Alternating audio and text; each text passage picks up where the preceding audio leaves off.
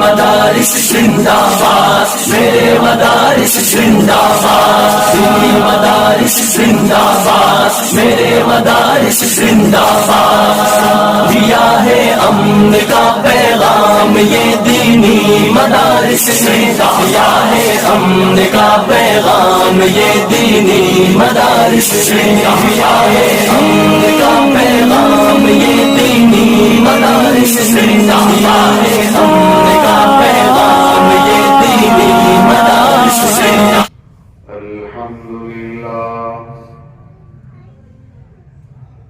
الحمد لله الذي لم يزل ولا يزال حيا قيوما، حيا قيوما سميعا قديرا مدبرا بصيرا، صلوات الله وسلامه على سيدنا محمد وعلى آله وصحبه وبارك وسلم تسليما كثيرا كثيرا. أما بعد، عن النبي صلى الله تعالى عليه وسلم أنه قال: من نفس عن مؤمن كربة من كرب الدنيا نفس الله عنه كربة من كرب يوم القيامة. صدق رسوله النبي الأمي الكريم، ونحن على ذلك لمن الشاهدين والشاكرين، والحمد لله رب العالمين.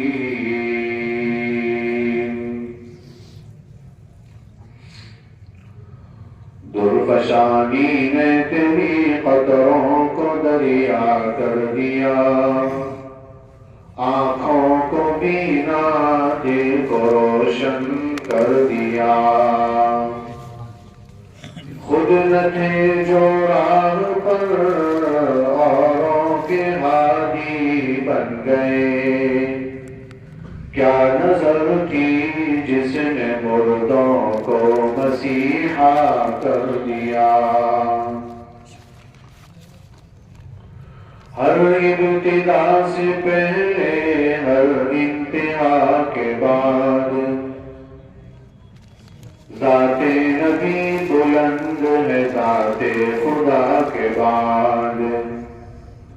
دنیا میں احترام کے قابل ہے جتنے لوگ، سب کو مانتا ہوں مگر مصطفیٰ کے بعد صلی اللہ علیہ وسلم. ایک بار درود پاک پڑھیں. اللهم صل على سيدنا محمد وعلى آل سيدنا محمد وأصحابه وأزواجه وبارك وسلم.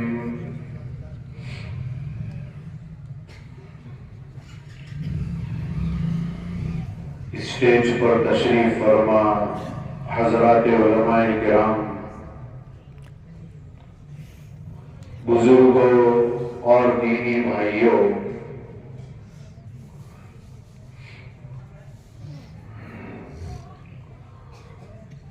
اللہ تعالیٰ نے ہم سب کو ایک بہت بڑی دولت اور بہت بڑی نعمت ایمان سے نوازا ہے.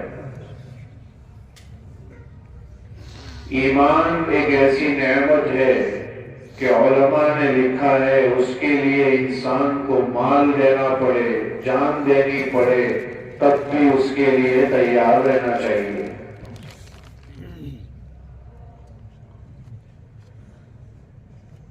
ایمان، اسلام، توحید، رسالت، اس کو سمجھانے کے لیے اللہ تعالیٰ نے ایک مبارک سلسلہ جاری فرمایا، وہ نبیوں والا سلسلہ ہے۔ اس سلسلے کی آخری کڑی محمد رسول اللہ صلی اللہ تعالی علیہ وسلم ہے۔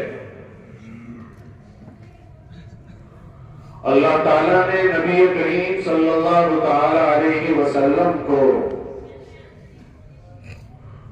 چند وہ خصوصیتیں عطا کی ہیں جو دوسرے نبیوں کو بھی نہیں ملی۔ اسی لیے آپ صلی اللہ تعالی علیہ وسلم فرماتے ہیں اعطیت خمسا لم یعطہن احد قبلی، مجھے 5 چیزیں وہ عطا کی گئی جو مجھ سے پہلے کسی کو بھی عطا نہیں کی گئی۔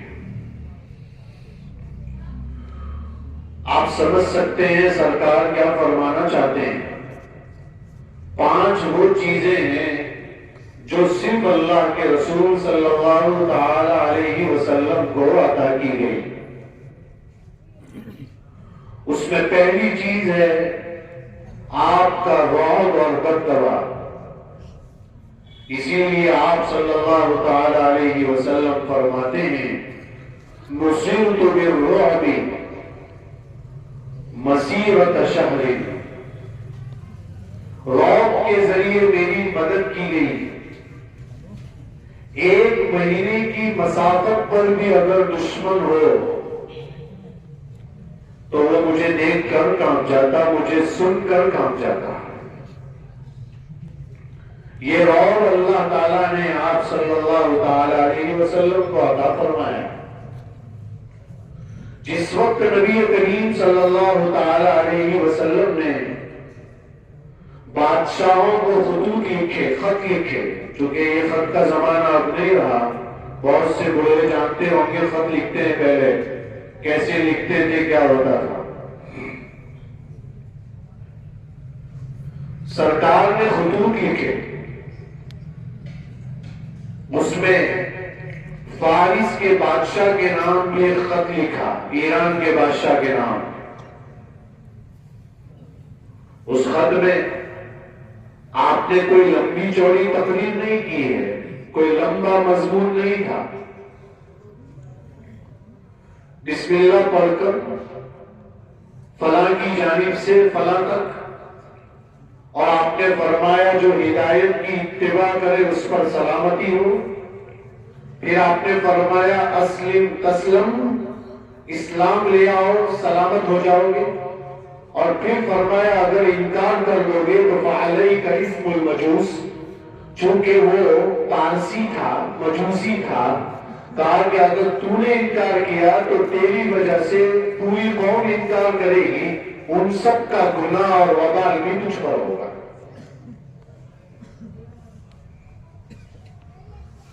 یہ خط لے کر حضرت عبداللہ بن حذافہ سہمی رضی اللہ تعالیٰ عنہ کو بھیجا۔ اس زمانے میں بادشاہوں کو جب خطوط دینے ہوتے تھے وہ ڈائریکٹ نہیں پہنچاتے تھے، کسی کے ذریعے سے پہنچانا پڑتا تھا، یہی اس زمانے کا دستور تھا۔ تو عبداللہ بن حذافہ سہمی رضی اللہ تعالیٰ عنہ نے بحرین کے گورنر منذر بن ساوا ان کو دیا اور کہا کہ چونکہ بحرین، یمن یہ سب فارس کے انڈر میں تھا، اس کی ماتحتی میں تھا، کہا کہ یہ خط آپ وہاں پہنچا دیجیے۔ خط وہاں پہنچ گیا، اس کا نام پرویز تھا، بادشاہ کا نام پرویز تھا، پرویز کے والد کا نام ہرمز تھا، اور پرویز کے دادا کا نام نوشیروان تھا، یعنی نوشیروان کا یہ پوتا تھا۔ اور نوشیروان یہ کون ہے؟ پہلے زمانے کا انصاف پسند بادشاہ گزرا ہے، اس کا یہ پوتا تھا۔ پرویز تک جب یہ خط پہنچا تو اس کو خط کا مضمون پڑھ کر بہت غصہ آیا. اس نے غصے میں اس خط کو پھاڑ دیا. سرکار تک جب یہ بات پہنچی کہ اس نے خط کو پھاڑ دیا تو آپ نے فرمایا اَيُمَزَّقُ كُلَّ مُمَزَّقٍ، جیسے اس نے میرے خط کو پھاڑا ہے اللہ اس کی حکومت کے بھی ٹکڑے ٹکڑے کر دے گا. اور یہ مضمون آپ سمجھ سکتے ہیں، حضرت عمر رضی اللہ تعالیٰ عنہ کے دور میں ایران فتح ہوا اور پورا ایران مسلمانوں کے قبضے میں آیا. مجھے یہاں آگے یہ بتانا ہے، چونکہ پہلی خصوصیت آپ کے رعب کی ہے، دبدبہ آپ کا، مجھے اس میں یہ بتانا ہے. وہ خط جب پھاڑا اس کے بعد اس نے ایک آرڈر جاری کیا، اور آرڈر یہ جاری کیا کہ جس نے یہ خط لکھا ہے اس کو گرفتار کر کے لاؤ. اور بازان یہ یمن کا گورنر تھا، یمن کا حاکم تھا. یمن بھی جو ہے فارس کے اندر میں آتا ہے اس زمانے میں. کہا کہ آپ چاہیے 2 بہادر مضبوط پہلوان آدمیوں کو بھیجیے اور کہیے کہ لے کر آئے، گرفتار کر کے لائے. بازان نے ایسا ہی کیا، وہ 2 آدمیوں کو بھیجا. وہ 2 بہادر جب مدینہ المنورہ پہنچے، اللہ کے رسول صلی اللہ تعالی علیہ وسلم کو دور سے دیکھا. دیکھتے ہی تھر تھر تھر کانپنے لگے. ابھی بات چیت بھی نہیں ہوئی، کب کپاہٹ تاری ہو گئی. یہ ہے رعب. آپ صلی اللہ تعالی علیہ وسلم کا رعب ہے. تھر تھر کانپنے لگے. آپ صلی اللہ تعالی علیہ وسلم نے دیکھا، فرمایا گھبرائیے نہیں، آئیے پاس میں آئیے. پاس بلایا، کہا بولیے کیا کہنا ہے؟ کہا یہ خط بھیجا ہے گرفتاری کے لیے. آپ نے پڑھا اور فرمایا اس کا جواب آئندہ کر دوں گا. بات چیت ہو رہی تھی آپس میں بات چیت ہو رہی تھی. دیکھتے ہی آپ کی ایسی نگاہ پڑی کہ ان کے چہرے پر داڑھی نہیں ہے اور مونچھیں بڑی بڑی ہے. آپ نے چہرہ پھیر لیا، ناگواری کا اظہار فرمایا. پوچھا یہ آپ نے داڑھی کیوں نہیں رکھی؟ تو اس نے، ان دونوں نے جواب دیا ہمارا رب کسرا یہی کہتا ہے. تو پھر آپ صلی اللہ تعالی علیہ وسلم نے فرمایا تمہارا رب یہ کہتا ہوگا میرے رب نے تو داڑھی رکھنے کو کہا ہے اور مونچھیں کتروانے کو کہا ہے. غور کیجئے نوجوان بھائیوں، ایک مشت داڑھی رکھنا ضروری ہے. قرآن کریم میں لا تأخذ بلحیتی ولا برأسی، حضرت ہارون علیہ السلام کی داڑھی پکڑی تھی موسیٰ علیہ السلام نے. اس کا تذکرہ ہے قرآن میں، میری داڑھی مت پکڑیے، میرا سر مت پکڑیے. حضرت مولانا حسین احمد مدنی رحمۃ اللہ علیہ نے اس آیت سے استدلال کیا ہے کہ داڑھی پکڑی ہوگی تو مطلب کم سے کم ایک مشت تو ہوگی، تبھی پکڑ سکتے ہیں. اس سے کم نہیں ہوگی، اس سے کم ہوگی تو پکڑ ہی نہیں سکتے اسے. آج کل جو کئی کٹیں نکلتی ہیں، ایک بار ادھر سے کاٹ ڈالتے ہیں، ایک بار ادھر سے. شیخ زکریا رحمۃ اللہ علیہ نے ایک کتاب لکھی ہے داڑھی کا وجود. اس کتاب میں اس واقعے کو نقل کیا اور فرمایا غور کیجئے کہ سرکار جس سے ناگواری کا اظہار فرما رہے ہیں وہ مسلمان نہیں، یہ کافر ہے، تب بھی آپ اپنا چہرہ پھیر رہے ہیں. تو فرمایا غور کیجئے کہ پھر قبر میں اللہ تعالیٰ سوال کرنے والے 3، اس پہ یہ سوال بھی ہوگا کہ آپ اس مرد کے بارے میں یعنی اللہ کے رسول کے بارے میں کیا کہتے ہیں. اگر سرکار کی آپ پر نگاہ پڑ گئی اور اگر آپ کی داڑھی نہیں ہوگی تو کیا ہوگا؟ آپ تو اپنے آپ کو مسلمان کہتے ہیں. اس وقت کیا ہوگا؟ اس لیے میرے بھائیوں، یہ داڑھی نہ رکھنا یہ اچھی چیز نہیں ہے. اس پہ قصہ تفصیل سے ہے. فوراً آپ صلی اللہ تعالی علیہ وسلم نے دوسرے دن آ کر یہ بتایا، آپ کا جو رب تھا اس کو میرے رب نے قتل کروا دیا. انہوں نے کہا کیا بات کر رہے ہو؟ قتل کروا دیا؟ کہا تاریخ لکھ لو. تو تاریخ لکھی انہوں نے. 10 جمادی الاولیٰ منگل کی رات ہے. جا کر پوچھیں گے کہ اس رات کو ایسا کوئی واقعہ پیش آیا؟ وہ فوراً اٹھ کر کا یہی جواب یاد چاہیے، فوراً اٹھ کر یمن کے گورنر بازان کے پاس پہنچے. کا یہ جواب دیا ہے اور یہ کہا ہے کہ اس کو قتل کروا دیا. بازان نے کہا کہ اگر یہ بات جو تاریخ لکھی ہے اور جو رات لکھی ہے، اگر اسی وقت یہ واقعہ پیش آیا ہے تب تو پتا چلتا ہے کہ یہ نبی ہے. تحقیق کی تو ایسا ہی تھا. خود پرویز کے بیٹے نے اس کو قتل کر دیا. شیروئی نے اسے قتل کر دیا. اور قتل کرنے کی وجہ بھی بڑی عجیب ہے. وقت بہت مختصر ہے. صرف مختصراً کہہ دوں تو شیروئی نے، چونکہ اس کے باپ کی کئی بیویاں ہوگی پرویز کی، اس میں سے ایک بیوی پر وہ عاشق ہو گیا تھا. چاہ رہا تھا کہ کسی طریقے سے وہ میرے قبضے میں آ جائے. تو اس نے پہلے تو اپنے باپ کو نظر بند کر دیا. باپ نے سوچا کہ یہ ویسے ہی مجھے قتل کرنے والا ہے. اور شیروئی جو ہے قوت بانگ کی کئی دوائیاں کھاتا تھا. اس نے بہت ساری دوائیاں کھا رکھی تھی. اس نے سوچا کہ یہ ویسے ہی مجھے قتل کرنے والا ہے. باپ نے جو ہے ایک زہر کی بوتل پر لکھ دیا مردانگی کی دوا اور رکھ دی ویسے ہی. کچھ وقت کے بعد اسے قتل کروا دیا. کچھ وقت کے بعد اس نے قتل کر دیا. اس نے اپنے 8 بھائیوں کو قتل کر دیا کہ کوئی میری جگہ پر حکومت پر نہ آئے. پھر جو ہے اپنے باپ کے کمرے میں پہنچا. تو اپنے باپ کے جب کمرے میں پہنچا تو وہاں وہ بوتل رکھی ہوئی تھی، اس پہ لکھا ہوا تھا مردانگی کی دوا.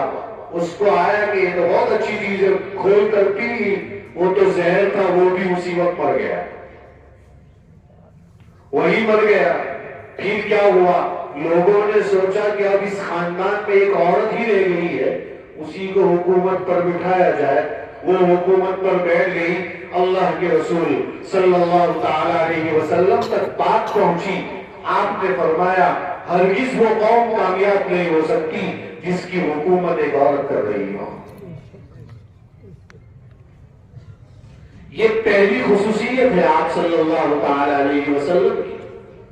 دوسری خصوصیت آپ صلی اللہ تعالی علیہ وسلم کی ہے جعلت لی الارض مسجدا وطہورا. میرے لیے دنیا کی کوئی بھی جگہ کو مسجد بنا دیا گیا. جب وضو کے لیے پانی نہ ہو تو تیمم بھی کر سکتے ہیں. یہ آسان کر دیا. پہلے زمانے میں عبادت کی جگہیں متعین تھی. پہلی قوموں کے مذہبوں میں اس کے علاوہ کہیں بھی آپ عبادت نہیں کر سکتے تھے.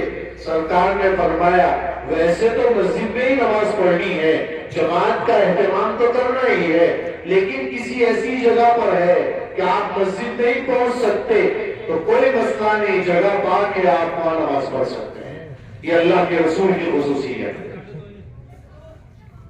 اسی طریقے سے تیسری خصوصیت مال غنیمت آپ کے لیے حلال کر دیا گیا. اس کی تفصیل میں جانا نہیں چاہوں گا. پہلے زمانے میں جنگیں ہوتی تھی تو اس وقت جو مال دشمن کا ملتا تھا وہ کسی کو تقسیم نہیں ہوتا تھا بلکہ ایک آگ آتی اسے کھا جاتی. سرکار کے لیے یہ خصوصیت تھی کہ جو لوگ اس میں لڑ رہے تھے مسلمانوں کو اس میں وہ مال تقسیم ہوتا. یہ حلال ہوا. یہ اللہ کے رسول کی خصوصیت ہے. 3 خصوصیتیں ہو گئی. چوتھی خصوصیت شفاعت کبریٰ ہے. شفاعت کبریٰ کیا ہے؟ ایک سور پھونکا جائے گا، دوسرا سور پھونکا جائے گا. پہلا سور پھونکا جائے گا، دنیا میں جتنے لوگ ہوں گے سب مر جائیں گے، کوئی باقی نہیں رہے گا، سب کو موت آئے گی. اور دوسرا سور جب پھونکا جائے گا تو سب قبروں سے کھڑے ہوں گے. اور حالت بہت خطرناک ہوگی. سورج سوا نیزے پر ہوگا. ابھی تو سورج بہت دور ہے, بہت زیادہ دور ہے, تب بھی آپ جانتے ہیں جس وقت گرمی کی شدت ہوتی ہے کیا ہوتا ہے, جب بالکل قریب آ جائے گا تو کیا ہوگا, سوا نیزے پر سورج ہوگا, لوگ پسینے میں شرابور ہوں گے, زمین ایسی تپ رہی ہوگی جیسے پیتل کو گرم کر دیا ہو, زمین بھی پیتل تانبے کی طرح تپ رہی ہوگی. اور ایسے موقع پر حساب کتاب شروع کرنے کا مسئلہ ہوگا. لوگ جائیں گے حضرت آدم علیہ السلام کے پاس, کہا سفارش کر دو کہ حساب شروع ہو جائے, حساب شروع ہو جائے. حضرت آدم علیہ السلام سے کہیں گے آپ کو اللہ نے اپنی دست قدرت سے پیدا فرمایا, آپ سفارش کر دیجئے. فرمایا میں نہیں کر پاؤں گا, اور انہوں نے عذر ظاہر کیا. حضرت نوح علیہ السلام کے پاس جانے کو کہا, انہوں نے عذر ظاہر کیا. اس طریقے سے یکے بعد دیگرے ایک ایک نبی کے پاس گئے, کہیں حضرت ابراہیم علیہ السلام کے پاس, کہیں حضرت موسیٰ علیہ السلام کے پاس, حضرت عیسیٰ علیہ السلام کے پاس, اخیر میں نبی کریم صلی اللہ تعالی علیہ وسلم کے پاس پہنچے. تو آپ سے جب کہا تو آپ سجدے میں چلے گئے اور فرماتے ہیں اس وقت میں نے جو اللہ تعالیٰ کی تعریف کی یا کرنے والا ہوں وہ تعریف ہوگی جو ابھی مجھے نہیں معلوم, اس وقت اللہ تعالیٰ میرے دل میں ڈالے گا اور اللہ کی تعریف کروں گا. اور پھر آپ جب ایسی تعریف کریں گے تو اللہ تعالیٰ فرمائیں گے میرے محبوب ارفع رأسک, اپنے سر کو اٹھائیے, سل تعطی, مانگیے کیا چاہیے. تو پھر آپ حضرت آدم علیہ السلام سے لے کر آخری امتی تک جتنے لوگ ہیں دنیا کے, ان سب کے حساب کتاب کے شروع کرنے کی سفارش کریں گے, اور آپ کی سفارش سے حساب کتاب شروع ہوگا. یوں پوری دنیا کے انسانوں کے لیے آپ یہ رحمت بن جائیں گے. تو اس وقت حساب کتاب شروع ہوگا. اسی کو مقام محمود کہتے ہیں. قرآن کریم میں ہے نا, عسیٰ ان یبعثک ربک مقاما محمودا. ہم یہ کہتے ہیں, یہ قرآن کی آیت ہے, ہم جو ہے اذان کے بعد کی دعا بھی پڑھتے ہیں, اس میں بھی مقام محمود کا تذکرہ آتا ہے. خیر, یہ آپ سمجھ سکتے ہیں شفاعت کبریٰ, یہ اس وقت آپ سفارش فرمائیں گے اور حساب کتاب شروع ہوگا. اور کوئی جیسا جیسا گنہگار ہوگا ویسے ویسے پسینے میں ڈوبا ہوا ہوگا, کوئی گھٹنے تک, کوئی ٹخنوں تک, کوئی پورا پسینے میں ڈوب گیا ہوگا. چند خوش قسمت لوگ ایسے بھی ہوں گے جن کو اللہ تعالیٰ عرش کا سایہ نصیب فرمائے گا. بہرحال اس تفصیل میں جانا نہیں چاہوں گا. خیر, چوتھی چیز آپ کے سامنے ہو گئی. چوتھی چیز جو چوتھی خصوصیت ہے وہ ہے شفاعت کبریٰ. اور پانچویں خصوصیت آپ کی بعثت عامہ ہے. آپ نے فرمایا جتنے نبی مجھ سے پہلے آئے وہ کہیں کسی خاص قوم کے لیے آئے, کہیں کسی قبیلے کے لیے آئے, کہیں کسی شہر اور علاقے کے لیے آئے, اور مجھے بھیجا گیا ہے پوری دنیا کے لوگوں کے لیے. قیامت تک اب میری نبوت ہی چلی, اب کوئی نبی نہیں آئے گا. یہ آپ کی بعثت عامہ. آپ سمجھ سکتے ہیں 5 خصوصیات اللہ کے رسول صلی اللہ تعالی علیہ وسلم نے بتلائی. اور پھر آگے دوسری روایت میں یہ ہے کہ 2 خصوصیت اور ہے. مجھے اللہ تعالیٰ نے جوامع الکلم بنایا. جوامع الکلم کا مطلب کیا ہوتا ہے؟ الفاظ مختصر, لیکن اس کی تفسیر کرنے جائے تو آپ کتنی لمبی تقریر کر سکتے ہیں. حضرت خدیجہ رضی اللہ تعالی عنہ نے ایک بار نبی کریم صلی اللہ تعالی علیہ وسلم کی تعریف میں 5 جملے کہے تھے. صرف 1.5 منٹ کی تقریر ہے. اگر آپ اس 1.5 منٹ کی تقریر کی تشریح کرنا چاہے تو شاید 2 دن تک گفتگو کر سکتے ہیں, 5 دن تک بھی گفتگو کر سکتے ہیں. اس میں وہ فصاحت و بلاغت میں پہلی وحی جب آئی تھی اور آپ گھبرائے ہوئے گھر پہنچے تھے اور آپ نے فرمایا کہ لگتا ہے میری جان نکل جائے گی, تو حضرت خدیجہ رضی اللہ عنہا نے کہا تھا کلا، ہرگز نہیں، اللہ کی قسم اللہ آپ کو کبھی رسوا نہیں فرمائے گا۔ اور 5 باتیں آپ کی کہی تھی حضرت خدیجہ نے 15 سال کی مکمل صفات سرکار کی 5 جملوں میں بیان کر دی تھی۔ ایسی عورت تھی، اس لیے علماء نے لکھا ہے کہ دنیا میں بڑے بڑے عقل مند گزرے ہیں، ان میں سب سے بڑی عقل مند اگر کوئی گزری ہے تو وہ حضرت خدیجہ ہے، جس نے سرکار کو نبوت سے پہلے پہچان لیا تھا۔ اور ایک اور خصوصیت ہے ختم بالنبیون، نبیوں کا خاتمہ ہو گیا میرے اوپر، اب کوئی نبی نہیں آئے گا، لہذا کوئی کسی بھی علاقے سے کھڑے ہو کر کہے کہ میں نبی ہوں، جھوٹا ہے وہ، اب کوئی نبی نہیں آئے گا۔ جتنے لوگوں نے دعوے کیے وہ سب جھوٹے ہیں، آخری نبی آپ ہیں۔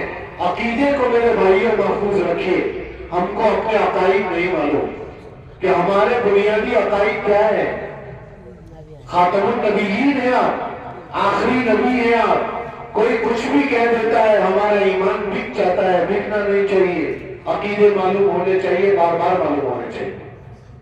مکتب میں یہی سکھایا جاتا ہے، مدرسوں میں یہی سکھایا جاتا ہے۔ بہرحال خطبے میں ایک حدیث پڑھی تھی آپ کے سامنے، وہ حدیث کیا ہے؟ وہ حدیث آپ کے سامنے پڑھی تھی، من نفس عن مؤمن قربۃ من قرب الدنیا، یہ بھی جوامع الکلم میں سے ہے، یعنی جملہ مختصر ہے لیکن اس کی تشریح بہت لمبی ہو سکتی ہے۔ کیا فرمایا اس حدیث میں؟ یہ بخاری اور مسلم کی حدیث کا ٹکڑا ہے۔ جو شخص کسی مومن کی دنیاوی مصیبت کو چاہے وہ تھوڑی ہی صحیح دور کرے گا، اللہ تعالیٰ اس کی آخرت کی بڑی سے بڑی مصیبت کو دور کر دے گا۔ لیکن آج ہم اس میں بہت پیچھے ہیں۔ اللہ تعالیٰ کو اپنے بندوں سے بہت پیار ہے۔ بخاری شریف میں آتا ہے اللہ تعالیٰ نے رحمت کے 100 حصے کر رکھے ہیں، اس میں سے صرف ایک حصہ دنیا میں بھیجا ہے، صرف ایک حصہ۔ اور اس ایک حصے کا اثر جانتے ہیں کیا ہے؟ اس ایک حصے کا اثر یہ ہے کہ ماں باپ اپنے بچوں سے جو محبت کرتے ہیں، بچے جو ماں باپ سے محبت کرتے ہیں، شوہر جو بیوی سے محبت کرتا ہے، بیوی جو شوہر سے محبت کرتی ہے، یہاں تک کہ جانور جو محبت کرتے ہیں۔ سرکار نے مثال دی کہ رات کے وقت گھوڑی جو ہے وہ ایک پیر اٹھا کر رہتی ہے، پوری رات وہ گھوڑی ایک پیر اٹھاتی ہے، اس وجہ سے کہ کہیں میرے پیر کے نیچے میرا بچہ کچل نہ جائے، وہ ایک پیر اٹھا کر رکھتی ہے۔ یہ بتانا چاہتے ہیں اس میں کہ دیکھیے جانور کو اپنے بچے سے کتنا پیار ہے، کہ جانوروں کو جو پیار ہے وہ بھی اللہ کے 100 رحمت کے 100 حصوں میں سے ایک حصے کا اثر ہے۔ تو 99 حصے اللہ نے چھپا رکھے ہیں۔ جب میدان محشر قائم ہوگا تو ہر بندہ یہ چاہے گا کاش کہ اس رحمت کے حصے میں سے میرا فیصلہ مغفرت کا ہو جائے۔ ہر شخص یہ چاہے گا، یہاں تک علماء نے لکھا کافر بھی یہ سوچے گا کہ اس حصے میں سے میرا بھی کچھ کام ہو جائے۔ آپ غور کیجئے، ایک چھوٹا سا واقعہ بیان کرو۔ حضرت عمر رضی اللہ تعالیٰ عنہ فرماتے ہیں کہ نبی کریم صلی اللہ تعالیٰ علیہ وسلم کے سامنے کچھ قیدی لائے گئے۔ وہ قیدیوں میں ایک عورت تھی جس کا بچہ اس سے بچھڑ گیا تھا، مل نہیں رہا تھا، تلاش کر رہی تھی، تلاش کرتے کرتے ملا نہیں، اس کی چھاتی میں دودھ اتر رہا تھا، اس عورت کی چھاتی میں دودھ ابل رہا تھا۔ اور آپ سب جانتے ہیں جب بچے کو جلدی عورت دودھ نہیں پلاتی ہے تو دودھ جوش مارتا ہے اور عورت بےتاب رہتی ہے کہ کب میں اسے دودھ پلا دوں، بہت بےتاب رہتی ہے۔ وہ عورت چکر کاٹ رہی تھی، منڈلا رہی تھی، ادھر ادھر بھاگ رہی تھی۔ صحابہ سے اللہ کے رسول صلی اللہ علیہ وسلم نے پوچھا، دیکھا ہے اس عورت کو؟ کیا یہ عورت کو اگر میں یہ کہوں اپنے بچے کو آگ میں ڈال دو، ڈال دے گی وہ؟ صحابہ نے فرمایا بالکل نہیں ڈالے گی اللہ کے رسول، کیسے آگ میں ڈال دے گی؟ وہ تو تڑپ رہی ہے، بچے کو تلاش کر رہی ہے۔ آپ نے فرمایا جیسا اس عورت کو اپنے بچے سے پیار ہے اس سے کہیں زیادہ اللہ تعالیٰ کو اپنے بندوں سے پیار ہے۔ اس لیے میرے بھائیوں، اللہ کی رحمت تو بہانے تلاش کرتی ہے۔